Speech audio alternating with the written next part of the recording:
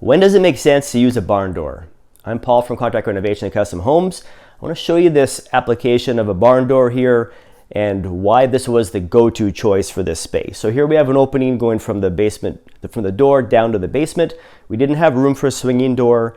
We couldn't put a pocket door in because this is a load-bearing wall. So now we have a barn door here that can slide in. We opted for a glass window in the barn door, so it lets lots of light in from upstairs, but still provides a separation and a nice design detail. So here we're now blocking the draft that comes in from the back door, giving some privacy, but still letting natural light in from the rear entry. So I think this is a great time, an application for a barn door. Give that some thought when you're planning to use it. If you have any questions, reach out to us, leave your comments below. I'm Paul from Contract Renovation and Custom Homes. Don't forget to like and subscribe to our channel.